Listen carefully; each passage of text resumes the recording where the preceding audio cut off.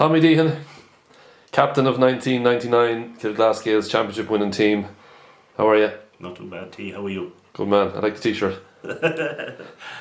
Still fits, T. Do you wear it to mass every Sunday? Every Sunday, and still fits. Well, it looks good. Tommy, we're talking about 1999, 25 years on, and you were our captain and leader that year and many other years. Just what's your memory of that year, Tommy? About first of all, when did you learn you were going to be captain for that year? I think Jimmy kind of asked at some kind of one of the first training sessions, or like who would the team like to have as a captain, and I think that's how it came about. Don't know how many names in there or who was put up for it or whatever, but I'd say there was a secret ballot. I presume what I think, and then my name came out, and it was a privilege. It was great. It was nice to get that honour, and the way the year turned out, it was very nice. Absolutely.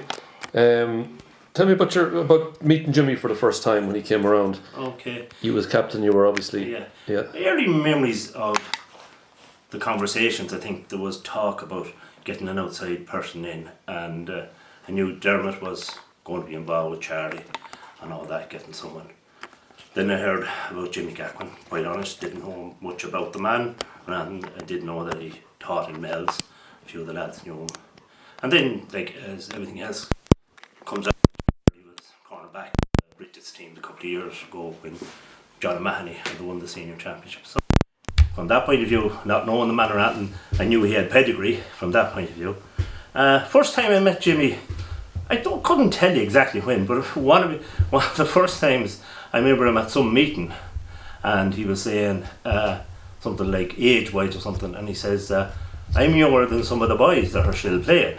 Well, now, I knew he wasn't looking at somebody, he was looking at me, like, you know what I mean? But that was kind of the first things. But no, first impressions, he was very professional, you know what I mean? Everything was, the right attitude and right everything, you know. But that was my first memories, and then you started off with the training, I think in Newtown at the time, indoor, and that kicked off, and then we went on to the pitch. Now, I don't have great memories of training like or anything like that. They're not happy memories of them, you know. I have, I can remember doing these, you might know them, Tom, too, these half runs around the field. You'd be halfway line and you'd be doing 4, 3, 2, 1.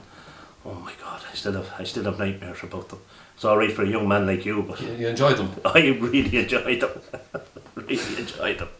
The trainers were tough. Yeah. And apart from that, we'd say, particularly early on in the year, what are your memories of it, besides those runs of training, going to training? I think a good turnout, do you know what I mean? And from that, and we started off the league. Now, two games we did lose in the league, which was against Fury and the Barrys. But then we got to a league final that year and everything, so things did. But I can always remember us playing Fury, and no disrespect to Fury, like on our worst day we'd be well able to beat them. But whatever Jimmy said to us in the dressing room before we went out, I think he said like concentrate on your passes or something, hand passes. And I can remember us going out that day, and I'd say we must have put in a hand pass after hand pass after hand pass. And probably it was an indicator for the rest of the year, because it's only in hindsight to look back and say, because we were listening to the manager, you know what I mean? But that's why I think we lost, particularly that day. Do you know what I mean? So when we came back in, I can remember the chat then at training the next day. There was more emphasis on kicking and that. But Jimmy didn't actually tell us go out, but he said just concentrate on your hand passes. And I can remember us just totally nearly hand passing into the goals if we could at them times, you know, that type of thing. Yeah. And in terms of the training, Tommy, who was the best trainer that you remember? Who was the good lad that would just do everything right? I suppose myself, I'd have to put up there.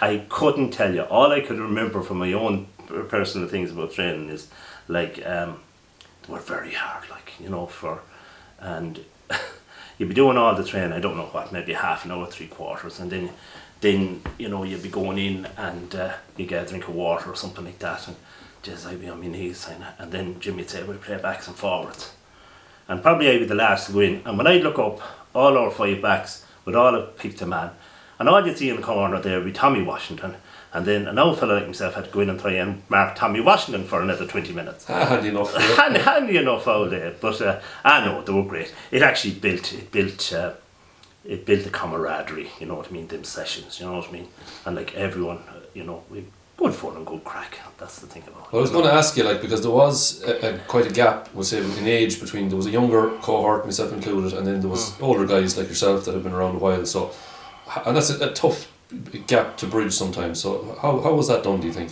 looking back? Well, I think Charlie brought in. I saw his interview. Like you had that under-21 team, and like you had 3 experienced lads from the older court, like myself and Vinny and Jim. You know what I mean? And then you had that under-21 team, and then you had the minor team coming through. So how was it done? Again, you have to put it down to the management team. You know what I mean? How it was done. They mixed all in together. You know. Now, we had teams previous to '99 that I was involved in, just as good a teams, and you know what I mean, getting so far but not getting across the line, or not even getting near to the line. So you have to give credit to the management team that, you know what I mean, that put that into place and mix, you know what I mean. I asked you who was the best lad for training. What about the other end of the scale? Who was the worst fella? I couldn't tell you. I'm not even. Come on, Tommy. I neither confirm or deny anything. I want to have a couple of pints on Saturday night and maybe Sunday, so I'm not going to say that. Are you going into politics? I only wish. Okay, well, do you remember much about the game? Obviously, the big match was the final, but before we get to that, like the first round was Joseph's, then Follia's quarter final, Dominic's. Do you remember much about those? Yeah, championship. Yeah, because probably at age wise myself, you know what I mean, you were gearing more come round to the championship, and that's what it was all about. Quite honest, Joseph, not a lot about them, but I'm not dismissing them anyway because they played us in a league final later that year. But I do remember the Follies game, and very much so. The previous year, like, they took Urte with us and they bet us by 9 points, and I think that was the defining day of that intermediate win.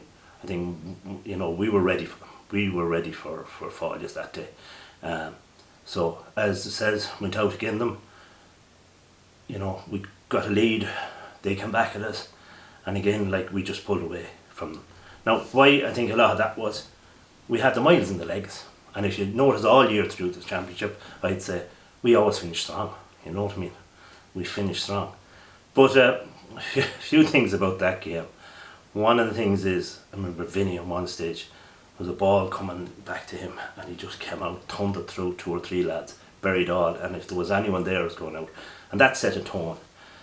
And I remember we were, I think, about a minute or 2 to go in the game, and I was on a Kinney lad, as I love marking small little fast lads. I really loved that. Anyway, I was getting a roast. I mean, a roasting for the day. And whatever way, I was down on the ground anyway. And I tongue out, and about 2 minutes to go, game was over. I remember Nugent looking down at me. Damn, get up and follow him. And I think it's the first time in my life I wasn't able to answer him back, you know what I mean? But I remember coming home after that particular match and came in and I said, Tiny, we're going to win the intermediate championship. Because I thought that was our defining day, you know what I mean? We turned, we lost by 9 points the previous year. Now I can be misquoted, but I think we bet them by 9 points that day. You know what I mean? Okay. So well, there was still a small matter of a semi-final. Semi-final, Dominic's again a very tough encounter. Again, we weren't getting ahead of ourselves by saying we're going to, once we bet Follies. We knew Dominic's were a big, strong team, and then they were pushing them a few years, semi-final, I think they got to a final. So I think that was in Follies, was it? I think we played that bum Follies again, but like the match against Follies and also against Dominic's, we played on good dry ground, and I really do think it suited our style of play, and I think it suited us. But again, I remember getting tough near the end, and a certain young Tom Tully kicked over 2 beautiful points near the end to ensure the victory. You know what I mean? And that's the defining. But they were strong. I can remember, they were very strong, Dominic's, that day. But again, I go back to it. We had the miles in the legs, and we finished strong again. We finished strong. You can let me know how much I owe you for You're quite alright. Yeah, and actually, before we leave that game, Charlie Renz, reminisced on the crowd applauding us off. Do you remember that? I don't remember it now. Yeah. You know what I mean? Because I think, from us, we were now into a final. Like, this is something that Kilglass, or personally, I'd say all the players, like, we do every day in the week, and like stuff like that. Charlie would remember. Like, he has told me several times. You know what I mean? And it was a great, great gesture of them. But particularly to remember it now, because I'd say we were just caught up in it. Like, we were in the final. You know what I mean? Okay. We're in the final. Right, we're in the final now. We're in the final. And you had been playing a while at that. So what age were you in 99? 33. Okay, so you'd been there a while. Sorry, did I say 30? 23? No, that's not it. We would edit it afterwards.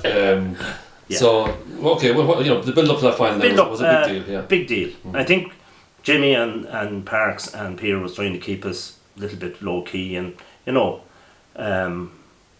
were trying to get excited, but you don't want to get ahead of yourself.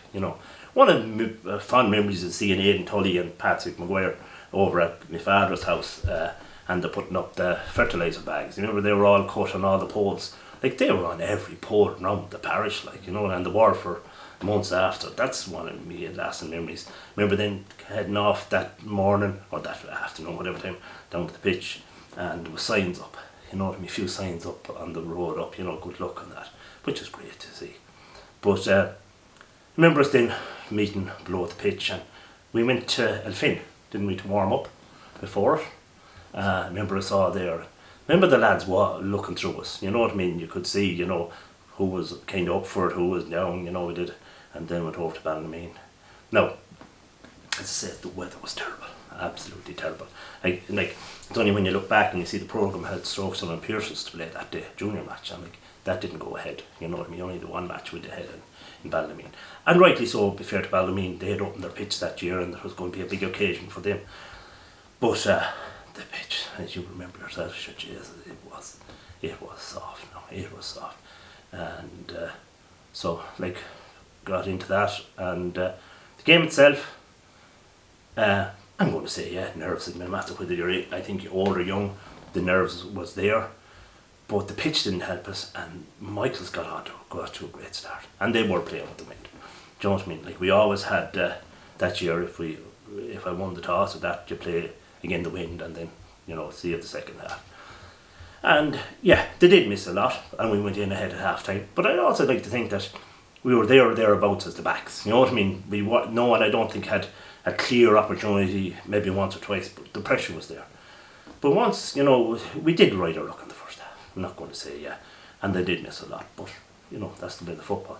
Second half, came out there, nip and tuck, you know what I mean?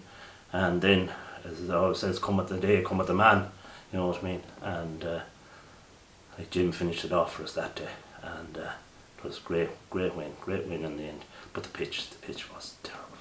Like, I go back to if we were on a drier ground that day. I think it'd be a whole different game for both teams. So that's now my memories of the day. You know what I mean? Afterwards, in the celebrations, I always remember Eileen coming out in the field, give us a hug, and I was trying to go to the lads. I remember Frank Dennehy. He was the trainer, and he was pulling me. He knew pulling me up, and I was trying to get back to the rest of the lads, but she pulled me up anyway. Which afterwards I think that, because I walked up in the stand, and the first person I saw was my father, and I gave him a big hug, and he gave me a hug, and had that couple of minutes, and a few other people around. Frank Flanagan was there, and a few others, So then, bit by bit, you started to come up in around me then, and had the presentation and that. And afterwards, then I designedly, I just took my time coming off with the cup. I just kind of soaked it all up, talked to several people, you know what I mean, and just took my time coming off, and enjoy that now.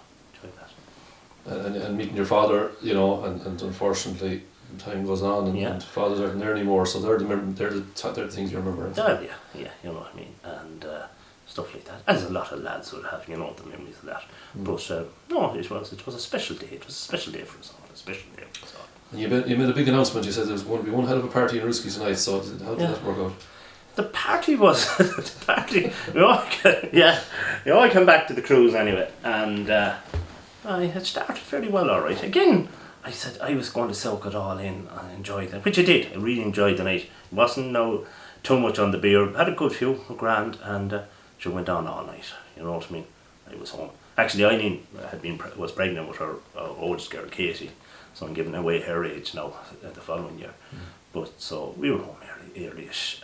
But I always remember the next day, I got up that morning and said, right, Grant, take me time, do a few jobs. I said, I'll go down to Rooski around maybe 2-3 o'clock.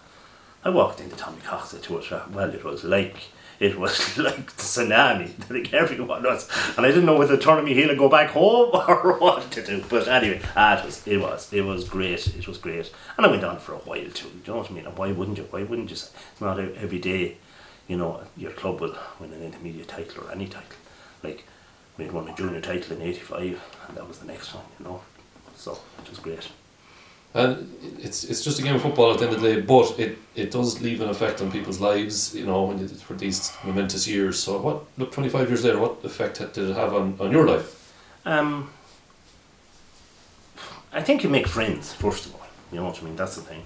And any of the 27ers that'll meet up, or even, and I hope this is the same on Saturday night and maybe Sunday, or if anyone was around Friday night, you know, we'll have that, you know what I mean. We won that. And probably from my own point of view is that, like, I was 33 then, and next year was 34. And I did think about, you know what I mean, we sat down and see was it going to stick with it. I think if we hadn't won it that day, I wouldn't be playing next year. And I ended up playing 2-3 years senior. And that's one of the things, you know what I mean. I had very proud days as captain in 85 and 99. I also had proud days being captain and playing with Kilglass for all my years. And you don't have to pick out them. We had great days and different times. But one of my proudest days was playing Tusk and Strauss in 2000. We were with the big boys that day. You know, we were now at the top table. Mm-hmm. And that we'll never forget that we went out that day in Tusk. And we had a horrendous start. I know it all about 99, but I just want to put that in there. And Jimmy and Parks and Peter brought us to that top table. And we stayed there for a little while. So that was great, you know. That's what it did for me anyway, you know. Came that back from 9 down, if I'm not mistaken? Yeah, we had a disaster start. We won't mention the start. And Tommy, you dug out your well, first of all, you dug out your snazzy t-shirt. Yeah, exactly. And the programme, and again, as I say, have your medal. Have the medal. So that's what it's all about, tea, isn't it? Hold it up there, at the end of the day, you know what I mean? Yeah, absolutely. That's what it's all about, you know what I mean? Mm-hmm. And you know, it's great memories, and it's great to get this recorded too, you know. And like Saturday night, as I says, we'll all be there, nearly all that can make it, be fair. And we'll have a good evening and reminisce and tell lots of lies and score lots of goals and score lots of points and everything like that, you know. Is it fair to say there'll be one hell of a party in Drummond on Saturday? We hope so, definitely hope so, Steve. But just again, before I finish, and I want to say thanks to you, Tom, for doing this.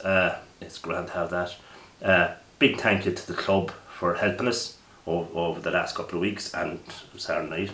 Also, go back to the team and go back to Aidan, John Jarr and Charlie. I think we wanted for nothing them times, you know, the tea and everything like that, and anything we wanted we got.